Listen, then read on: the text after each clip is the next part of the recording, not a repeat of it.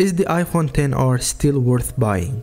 Yes and no at the same time. Let me explain. So the iPhone XR was available and released on the 26th of October 2018. So we are talking a 4-year-old device. It's pretty old, isn't it? So this phone was a deal breaker for lots of people, and I am one of them, for how great value for price this device is. And I have it as my main phone to this day. So how does it feel like buying this phone now in 2022 coming to 2023? Well, there is only one single scenario you can use to make sense about buying this phone right now, which is you only having a budget of $250 max and you want the amazing iOS experience that you can't get from Android. So if you check these boxes, then you're good to go. This will be the best phone to get. Now, for all of it to make sense, you should at least go for the 128GB storage instead of 64, because trust me, this won't cut it. And keep it in mind, this phone will be updated only until 2024, so you have only 1.5 years. So let's talk pros and cons. So the pros of this device are, first of all, the amazing design. And hold on, you can never find an Android device priced at $250 with this luxury look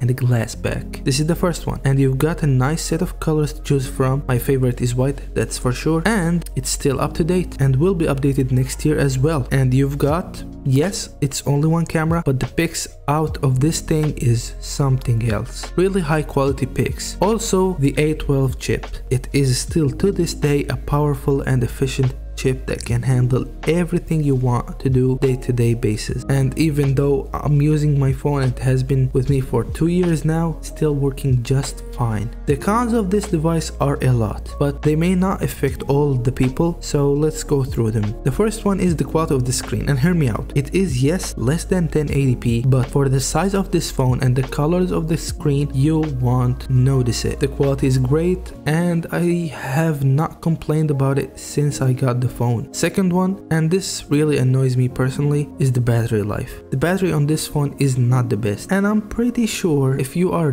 a really light user, maybe, just maybe, it will last you a whole day. I charge this phone 3 times a day, and yes, it has been used for 2 years, but even if you get a new one, you will face the problems with battery, unless you are a really light user. Third one is the lack of extra cameras. And yes, I told you, this may not affect everybody. Personally, I don't care for an extra camera for zoom or the wide angle. The normal camera is just fine for me. But the fourth one is a bit annoying, and it is the dim screen. It's something I don't like at all. Like when I go outside and it is a sunny day, my phone is just black. I can't see nothing. So this is the biggest one in my opinion. But other than that, the phone is really solid to this day. And if you're planning on having like a budget phone just to get you by for around 2 years, you have to consider the iPhone XR. And well, that was fun.